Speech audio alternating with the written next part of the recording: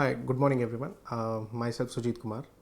I am a psychiatric nurse professional और साथ ही साथ academic in charge for mental health nursing. Today we are going to discuss about the facilities which are available at Women's Hospital. इसमें हम देखेंगे कि facilities क्या क्या available हैं, admission process कैसे होगा, क्या criteria होंगे admissions के, and we'll also see the कि क्या facilities हम patients को provide करते हैं यहाँ पे. इसमें विच में इंक्लूड रूम से लेके और जो भी एक्टिविटीज़ यहाँ पे अवेलेबल हैं और साथ ही साथ पेशेंट के केयर गिवर्स के लिए कुछ स्पेसिफिक चीज़ें रखी हुई हैं, वो हर एक चीज़ के बारे में हम डिटेल में डिस्कस करेंगे. तो begin with first and foremost हम बात करेंगे जब भी हॉस्पिटल में एडमिशन होगा तो एडमिशन करने वाले प्रोफेशनल्स होंगे. सो दो कैटेगरी के प्रोफेशनल्स बांटे गए हैं. एक एडमिटिंग प्रोफेशनल्स जिसमें कि साइकियाट्रिस्ट होंगे जिनके अंडर पेशेंट के एडमिशन्स होते हैं, तो उनको एडमिटिंग प्रोफेशनल्स कहा जाता है. So we have around 8 to 9 consultants available in the hospital जिनके अंडर पेशेंट्स एडमिट होते हैं. उसके अलावा the rest of the group जो भी है, द सपोर्टिंग ग्रुप जो भी, उनको हम एसोसिएट प्रोफेशनल्स में कैटेगराइज करते हैं, जैसे कि psychologist, the occupational therapist, the nurse professionals और साथ ही साथ द डाइटिशियन, अलग अलग जिनके भी रोल है. It's a multi disciplinary team approach. तो एक तो एडमिटिंग प्रोफेशनल्स जो साइकियाट्रिस्ट हैं, उनके अलावा एसोसिएट प्रोफेशनल्स वो सारे आते हैं which includes rest of the team members. जैसे हमने कहा था उनमें रेसिडेंट डॉक्टर्स का भी इंक्लूडमेंट होता है. तो ये तो हो गया प्रोफेशनल्स कैटेगरी में. नेक्स्ट, एडमिशन प्रोसेस कैसे होगा. तो initially when the patient arrives in the hospital, तो फर्स्ट इनिशियल असेसमेंट होगा उनका.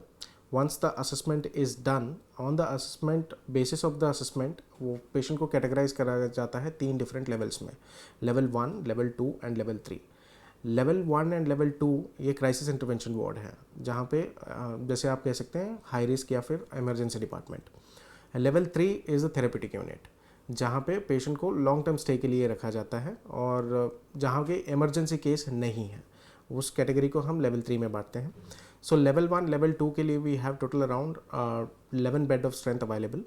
सो लेवल 1, लेवल 2 जो भी है, जो हाई रिस्क कैटेगरी हम बोलते हैं, जब पेशेंट यहाँ पे आएगा, सीवियरली एग्रेसिव होगा या अब्सकॉन्डिंग बिहेवियर होगा या फिर कोमॉर्बिडिटी के साथ आया हुआ है, हु नीड्स विजिलेंस, तो उनको लेवल 1, लेवल 2 कैटेगरी में बांटा जाता है.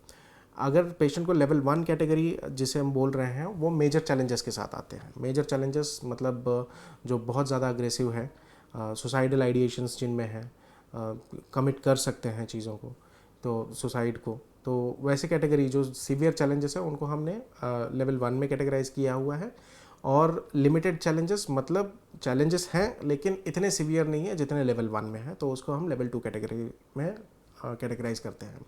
लेवल 1 कैटेगरी के लिए जो भी एडमिट होते हैं उनके लिए इंडिविजुअल रूम्स बनाए गए हैं. From room number 2 to room number 6, these 5 rooms are available for level 1 category. और लेवल 2 कैटेगरी हम बोल रहे हैं पेशेंट जो अपना रूम किसी और के साथ शेयर कर सकते हैं, मतलब इनके चैलेंजेस लिमिटेड हैं और ये किसी को नुकसान नहीं पहुंचा सकते या खुद को नुकसान नहीं पहुंचा सकते, लेकिन इनको विजिलेंस की ज़रूरत है, तो उनको हम लेवल 2 कैटेगरी में बांटते हैं. उनके लिए शेयर्ड रूम है, तो हमारे पास 2 रूम हैं और 2 रूम, एक मेल वार्ड एक फीमेल वार्ड, जिसमें each room has 3 beds. So 3 patients एक रूम में रह सकते हैं. टोटल 6 बेड्स अवेलेबल हैं लेवल 2 में. लेवल 1 में 5 इंडिविजुअल रूम्स अवेलेबल हैं. और जैसे कि पेशेंट यहाँ पे एडमिट होने के लिए आता है, सो इनिशियल हम बात कर रहे हैं लेवल 1 में, तो patient stays there for 10 to 14 days, 1 week to 2 week. जैसे उनके चैलेंजेस या फिर उनकी कंडीशन बेटर होती जाती है, then will shift the patient in level 2. Level 2 में पेशेंट को ऑब्जर्वेशन के लिए रखा जाएगा और उसके बाद में लेवल 2 के बाद अगर वो वाला बिहेवियर परसीव नहीं होता है, तो अगर पेशेंट हार्मफुल बिहेवियर नहीं दिखाते हैं, तो उस दौरान पेशेंट को हम लंबे टाइम के लिए admission for further extended admission हम लेवल 3 में भेजते हैं. लेवल 3 जो हमारा थेरेपी यूनिट है. ऐसा ज़रूरी नहीं है कि पेशेंट फर्स्ट आएगा तो लेवल 1 में ही एडमिशन होगा या डायरेक्ट लेवल 2 में एडमिशन होगा या डायरेक्ट लेवल 3 में एडमिशन होगा. तो ये पेशेंट की कंडीशन पे डिपेंड करता है. अगर patient is categorised into level 1 तो उनको लेवल 1 का रूम मिलेगा. नहीं, पेशेंट के चैलेंजेस बहुत लिमिटेड हैं, सिर्फ थेरेप्यूटिक पॉइंट ऑफ व्यू से देखा जाए तो उन चीज़ों की ज़रूरत है, तो पेशेंट को डायरेक्टली लेवल 3 में थेरेपी यूनिट में एडमिट किया जा सकता है. नेक्स्ट, जैसे ही पेशेंट का एडमिशन होगा, लेवल 1 हो, लेवल 2 हो, लेवल 3 हो, जैसे एडमिशन हो जाएगा, एडमिशन के बाद इमीडिएटली उनको एडमिशन डॉक्यूमेंटेशन वगैरह कंप्लीट किए जाएंगे। क्या क्या डॉक्यूमेंट लगते हैं वो हम डिटेल में आपको बताएंगे बाद में। एडमिशन डॉक्यूमेंटेशन एक बार कंप्लीट हो जाता है तो then later on what we do is we explain the rules and regulations of the hospital, कि क्या रूल्स एंड रेगुलेशंस हैं हॉस्पिटल के। उसको एक मल्टीमीडिया के थ्रू उनको प्रेजेंट किया जाता है ताकि उनको समझने में आसानी रहे, पेशेंट को भी। अगर पेशेंट समझने की हालत में है, उनका इंसाइट है काफ़ी बढ़िया, तो वो पेशेंट को भी एक्सप्लेन करते हैं। Majority of the time, most of the time what we do is हम पेशेंट के घर वालों के साथ ये मल्टीमीडिया प्रेजेंटेशन उनको दिखाते हैं ताकि उनको समझ में आ जाए कि क्या होने वाला है, और नेक्स्ट 1 वीक 2 वीक जितना भी पेशेंट एडमिट रहेंगे, what exactly the plan will be, वो उनको एक्सप्लेन करने में, समझाने के लिए इसका इस्तेमाल हो जाएगा। तो once the presentation is done, उसके बाद में हम अपने टीम मेंबर्स को एक मैसेज थ्रू एक कम्युनिकेशन सबको हो जाता है कि सो एंड सो एरिया में या सो एंड सो रूम में patient is been admitted on so and so date. So ये हमारा टोटल प्रोसेस है कि किस तरह से एडमिशन होता है। Next we'll see what exactly happens in the crisis intervention ward. जैसे मैंने कहा था लेवल 1 और लेवल 2 क्राइसिस इंटरवेंशन वार्ड है, तो उसमें हमारे 11 बेड्स हैं। सो उससे पहले मैंने एक और चीज़ कही थी, कुछ एसेंशियल डॉक्यूमेंट्स लगते हैं उसमें कि टाइप्स ऑफ एडमिशन अलग अलग हैं। तो according to the mental health act bill 2017, तो मेंटल हेल्थ एक्ट के अनुसार पेशेंट के एडमिशन इन कैटेगरी में कैटेगराइज की गई हैं। जो पेशेंट वॉलंटरीली एडमिट होना चाहते हैं तो उनको फॉर्म सेक्शन 86 भरना बहुत ज़रूरी है। तो ये इसका इंडिकेशन ये है कि पेशेंट वॉलंटरीली एडमिट हुए हैं, सो इंडिपेंडेंटली। इनवॉलंटरी एडमिशन जहाँ पे पेशेंट के इंसाइट उतना नहीं है related to his mental condition या फिर फिजिकल कंडीशन हम बोलें, तो उस दौरान पेशेंट को सपोर्टिव एडमिशन की ज़रूरत है, तो सेक्शन 89 का फॉर्म भरना उनको ज़रूरी होगा। सेक्शन 89 के फॉर्म में, हर एक फॉर्म में 2 रेजिडेंट डॉक्टर्स के सिग्नेचर होंगे, एक मेडिकल ऑफिसर इंचार्ज का सिग्नेचर होगा और एक कंसल्टेंट का सिग्नेचर होगा। टोटल मतलब एक कंसल्टेंट, एक डॉक्टर जिन्होंने इनको इनिशियल में देखा है, और उसके बाद में एक मेडिकल ऑफिसर इंचार्ज जो ये बताते हैं कि मतलब ये एडमिशन वैलिड है। तो ये इनवॉलंटरी एडमिशन के लिए हो गया। Next one, supported admission beyond 30 days. हम बोल रहे हैं कोई भी फॉर्म भरे, फॉर्म 89 अगर इनवॉलंटरी एडमिशन में आते हैं तो 30 डेज तक वो सेक्शन 89 अप्लीकेबल रहेगा। आफ्टर 30 डेज अगर पेशेंट को तब भी उनको हॉस्पिटलाइजेशन की ज़रूरत पड़ती है तो उस दौरान उनको सेक्शन 90 का फॉर्म भरना होगा with appropriate reasons. This would be filled with the help of the admitting consultants. तो वहाँ पे वो एक्सप्लेनेशन देंगे कि मतलब क्यों पेशेंट को फर्दर मोर एडमिशन या फर्दर मोर ट्रीटमेंट की ज़रूरत है। बियॉन्ड 30 डेज़ के बाद भी अगर एडमिशन की ज़रूरत है तो ये फॉर्म लगेगा, सेक्शन 90। नेक्स्ट वन हम बात कर रहे हैं इमरजेंसी एडमिशन। इमरजेंसी एडमिशन या फिर एडमिशन अंडर ऑब्जर्वेशन। हम पेशेंट जो भी आता है, जैसे ही क्राइसिस इंटरवेंशन वार्ड में हो, कैजुअल्टी में हो, अगर पेशेंट का सिर्फ ऑब्जर्वेशन के पॉइंट ऑफ व्यू से 2 दिन तक रखना है तो 48 आवर्स तो 72 आवर्स, तो उसमें सेक्शन 94 का एक फॉर्म लगता है, जहाँ पे हम बोल रहे हैं ये इमरजेंसी एडमिशन या फिर ऑब्जर्वेशन के लिए हमने पेशेंट को रखा हुआ है। नेक्स्ट, अगर कोई माइनर का मेंटल हेल्थ सेटअप में एडमिशन होता है, मेंटल हेल्थ इंस्टीट्यूशन में एडमिट होता है कोई माइनर, मतलब एज लेस देन 18 ईयर्स, तो उनके लिए सेक्शन 87 ये भरना बहुत ज़रूरी होगा। द सेम वे कोई प्रिजनर, मजिस्ट्रेट जिनको बोलते हैं कि अगर मजिस्ट्रेट का ऑर्डर है कि इस प्रिजनर को आप हॉस्पिटल में एडमिट करिए related to the psychiatric issues if the patient is having, तो उस दौरान उनको सेक्शन 103 का फॉर्म लगता है। ये कुछ टाइप्स ऑफ एडमिशन्स हैं या एसेंशियल डॉक्यूमेंट्स हैं, ये लगना बहुत ज़रूरी है according to mental health care act. Next, अब हम बात करते हैं क्राइसिस इंटरवेंशन वार्ड में। हमने जैसे बोला था the hospital is divided into 2 different areas. एक हम बोल रहे हैं क्राइसिस इंटरवेंशन वार्ड या फिर हाई रिस्क, और दूसरा हम बोल रहे हैं थेरेपी यूनिट। हाई रिस्क में जैसे मैंने पहले ही बोला था लेवल 1 और लेवल 2 के एडमिशन्स होंगे, और थेरेपेटिक यूनिट में लेवल 3 के एडमिशन्स होंगे। तो हम डिटेल में देखते हैं कि क्राइसिस इंटरवेंशन वार्ड में एक्चुअल में होता क्या है, क्या क्या चीज़ें वहाँ पे अवेलेबल है, क्या क्या सर्विसेज पेशेंट को या पेशेंट के केयर गिवर्स को अवेलेबल होंगी थ्रू आउट देयर स्टे। पहली चीज़, कैटेगराइजेशन हम बता देते हैं कि किस कैटेगरी के पेशेंट्स, किस टाइप के पेशेंट्स को हम लेवल 1 या लेवल 2 में कैटेगराइज कर रहे हैं। First and foremost, suicidal tendency या फिर सेल्फ हार्म। पेशेंट जो अपने आप को नुकसान पहुंचा सकते हैं या किसी और को नुकसान पहुंचा सकते हैं, उन पेशेंट्स को विजिलेंस की बहुत ज़्यादा ज़रूरत होती है, तो इसीलिए उनको लेवल 1 कैटेगरी में बांटा गया है। तो वो लेवल 1 कैटेगरी में उनका एडमिशन होगा। लेवल 1 में फिर आते हैं वायलेंट और अग्रेसिव बिहेवियर। जो भी पेशेंट वायलेंट या फिर अग्रेशन बहुत ज़्यादा अग्रेसिव हैं, इरिटेबल हैं, तो इस दौरान अगेन वो अपने आप को नुकसान पहुंचा सकते हैं या किसी और को नुकसान पहुंचा सकते हैं, चीज़ों को नुकसान पहुंचा सकते हैं, तो उस कैटेगरी के पेशेंट को भी हम लेवल 1 में ही कैटेगराइज कर रहे हैं। Next one, the patients tending to अब्सकॉन्ड।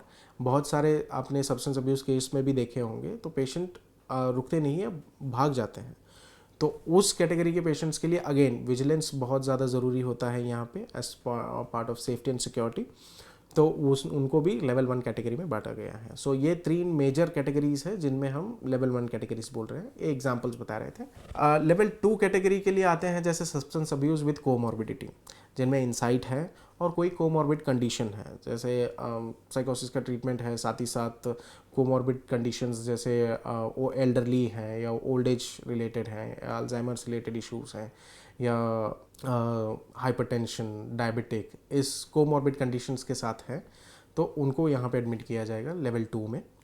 Next one, क्या प्रायोरिटी होगी लेवल 1 में? Why we are saying level 1 and level 2 admissions, इसमें प्रायोरिटी किस चीज़ को देंगे? जैसे मैंने कहा था, ये एक हाई रिस्क एरिया है, तो obviously safety and security will be the first priority in this. As part of safety and security क्या किया है हमने, हम यहाँ हॉस्पिटल में एक स्ट्रिक्ट रूल ये है कि along with the patient 2 attendants are mandatory.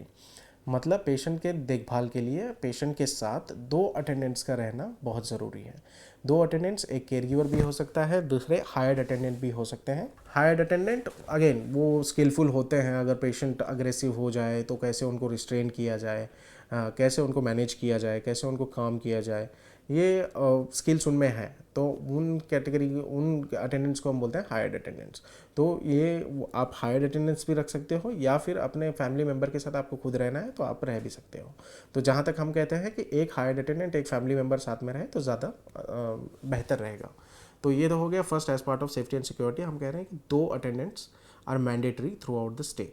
Next one, access control होगा। द एंटायर एरिया, पूरे हॉस्पिटल में हम ओपन हॉस्पिटल कॉन्सेप्ट फॉलो करते हैं, जहाँ पे कोई भी लॉक्स, लैचेस वगैरह नहीं नज़र आएंगे आपको, या डोर्स वगैरह लॉक किए हुए नज़र नहीं आएंगे। लेकिन हाई रिस्क एरिया एक कैटेगरी, हाई रिस्क एरिया एक ऐसा एरिया है जहाँ पे एक्सेस कंट्रोल होना बहुत ज़्यादा ज़रूरी है। अगेन क्योंकि पेशेंट इतने वायलेंट, अग्रेसिव होते हैं और बहुत बार वो हॉस्पिटल में रहना नहीं चाहते, तो उस दौरान एस्केप होने या अब्सकॉन्ड होने की कोशिश करेंगे ज़रूर। तो उसके मद्देनज़र रखते हुए हमने एंटायर एरिया, तो हाई रिस्क एरिया जो है उसको एक्सेस कंट्रोल रखा हुआ है कि इसका लॉक एंड की एक सिक्योरिटी पर्सनल के पास होगा। नेक्स्ट वन हम बात करें सीसीटीवी कैमरा। सो सीसीटीवी कैमरा का हमने इंस्टॉलेशन किया हुआ है। सीसीटीवी कैमरा इसलिए क्योंकि अगेन 24 आवर विजिलेंस हो, ताकि पेशेंट अपने आप को नुकसान ना पहुंचाए। इसके चलते हुए हमने हर एक रूम, हर एक एरिया को सीसीटीवी विजिलेंस में रखा हुआ है।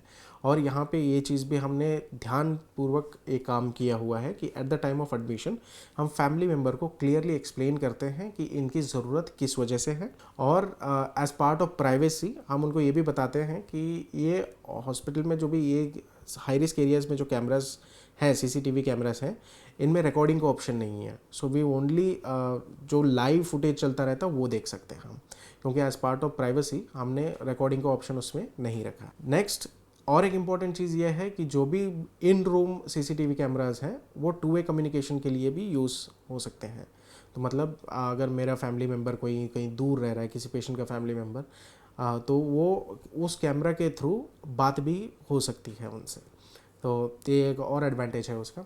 उसके अलावा रेगुलर प्रिवेंटिव राउंड्स होंगे बाय नर्सिंग प्रोफेशनल्स और डिफरेंट सिक्योरिटी प्रोफेशनल्स पर्सनल्स से भी, तो रेगुलर इंटरवल्स में राउंड्स भी लगे रहेंगे। तो these are the things which we have taken care as part of safety and security. आगे बढ़ते हैं। सो ये हमारा था हाई रिस्क प्रोविजन, तो इसको हम बोल रहे थे क्राइसिस इंटरवेंशन। तो यहाँ पे ये सब चीज़ों को ज़्यादा ध्यान दिया हुआ है। नेक्स्ट हम बात करेंगे थेरेपी यूनिट की।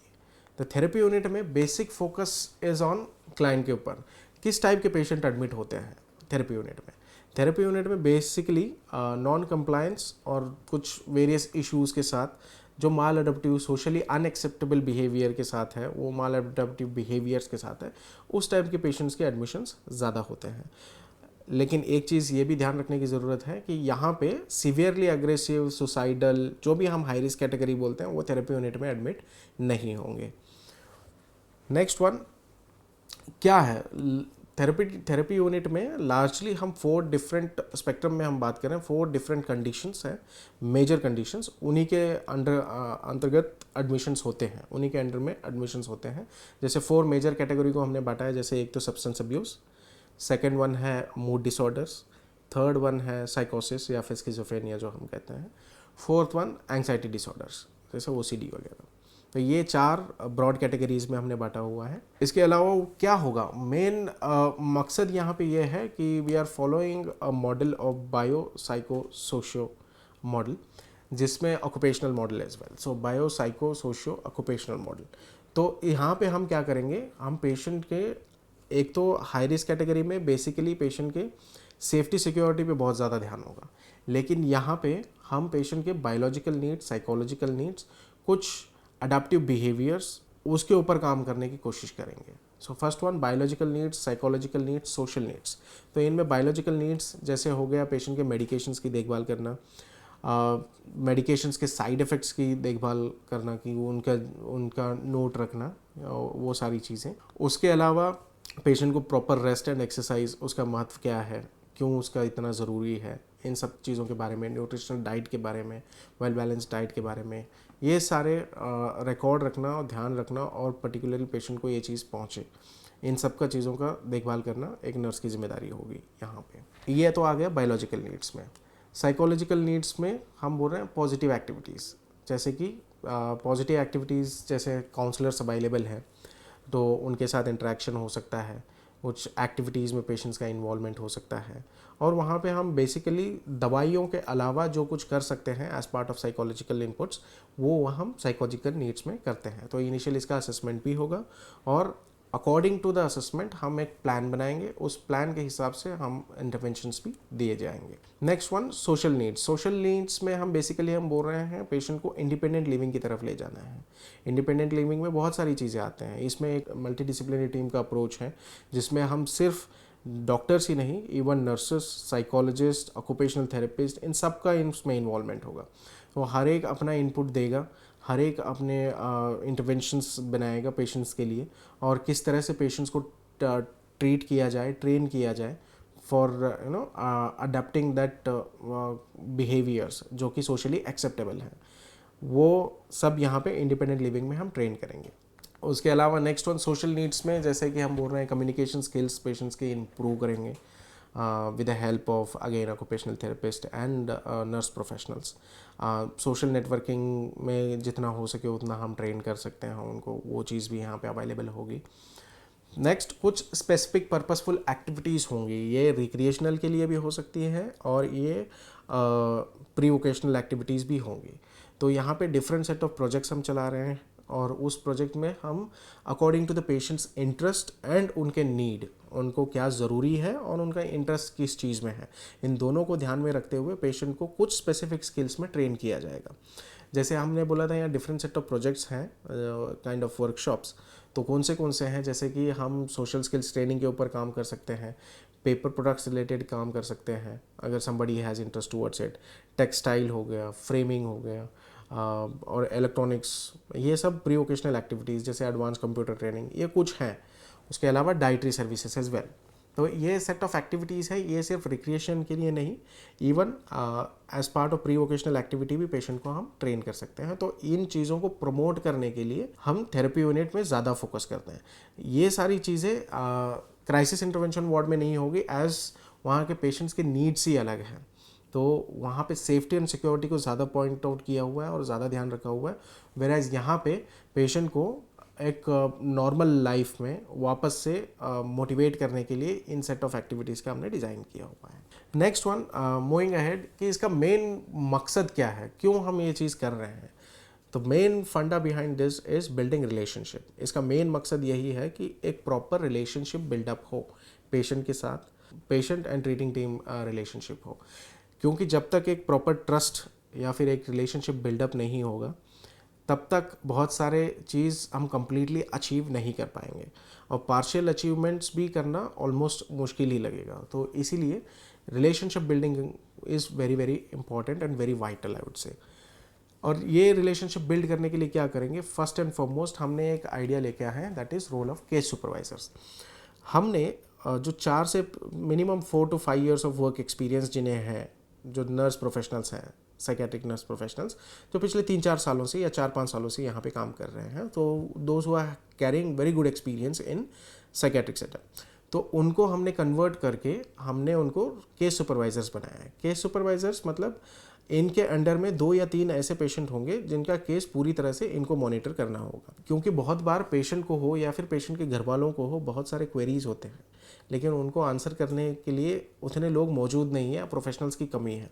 तो हमने नर्स प्रोफेशनल्स का इसमें एडवांटेज लिया हुआ है, क्योंकि nurse is the one who spends most of the time of the day with the patient and patients care givers. तो इसीलिए नर्स प्रोफेशनल्स को हमने एज ए केस सुपरवाइजर्स एक ड्यूटी असाइन की है, जहाँ पे सीनियर्स नर्स प्रोफेशनल्स को उनको 2 या 3 पेशेंट्स असाइन किए जाएंगे, जहाँ पे उन 2-3 पेशेंट्स का कंप्लीट डेटा, कंप्लीट रिकॉर्ड या complete update in case supervisors के पास होगा।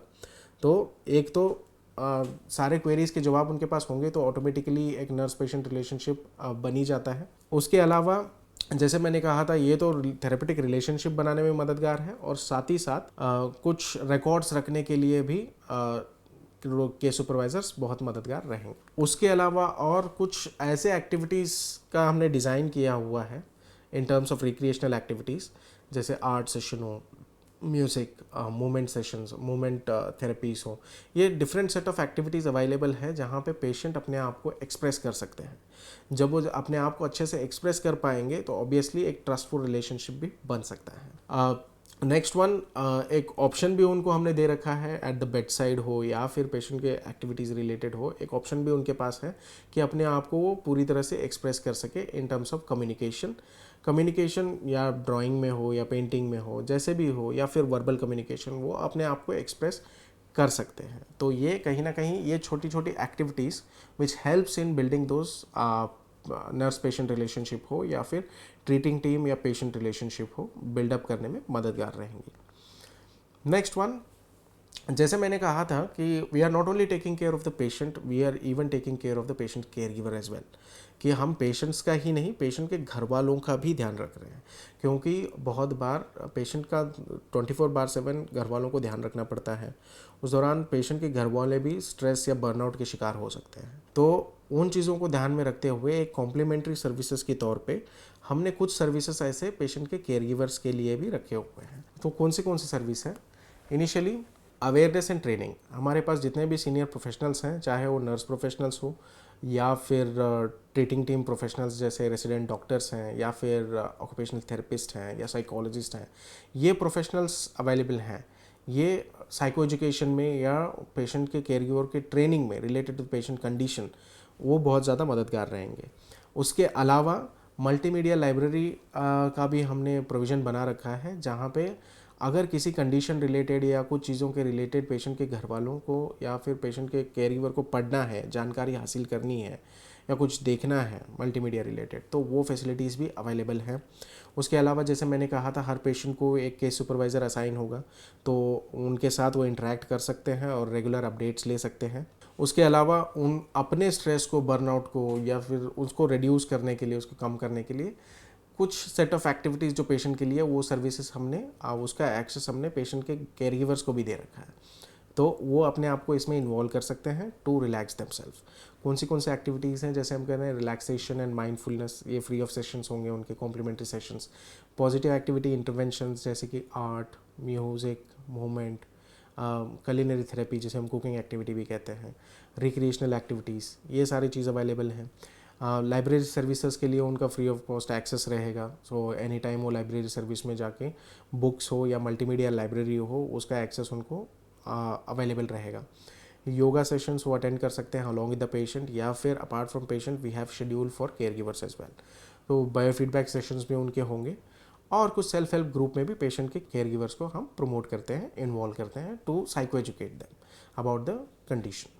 सो ये सारे एक्टिविटीज़ हैं जो कि पेशेंट केयर गिवर्स के लिए स्पेसिफिकली डिज़ाइन किए हुए हैं। इसके अलावा फैमिली ग्रुप इंटरवेंशंस भी होते हैं, जैसे हर सैटरडे को हमने एक फैमिली ग्रुप इंटरवेंशन होता है, वहाँ different set of patient care givers वहाँ पे इकट्ठा होते हैं विद अ सेम कंडीशन। जैसे हमारा 1st and 3rd को हमारा होगा सब्सटेंस अब्यूज़ रिलेटेड, और सेकंड और फोर्थ को होगा हमारा स्किज़ोफ्रेनिया साइकोसिस रिलेटेड। सो ऐसे हर सैटरडे हमने मॉर्निंग और इवनिंग सेशन में 2 डिफरेंट कंडीशंस के लिए बैठे हुए हैं, तो जहाँ पे पेशेंट के केयर गिवर्स अपने आप को इन्वॉल्व कर सकते हैं in terms of psycho educating themselves, या फिर अपने साथ जो दूसरे पेशेंट्स के घर वाले हैं तो उनको भी अपने एक्सपीरियंस शेयर कर सकते हैं। तो इसके लिए भी एक मीटिंग हमने अरेंज कर रखी है, अरेंज करते हैं हर सैटरडे। तो ये भी सर्विसेज उनके लिए अवेलेबल हैं। तो ये सारे सेट ऑफ एक्टिविटीज़ जो भी सर्विसेज हम बोले थे, ये पेशेंट के लिए और पेशेंट के घर वालों के लिए। This is related to the admission process and also the facilities which are available at Vimans for both patients and patient caregivers. Thank you so much.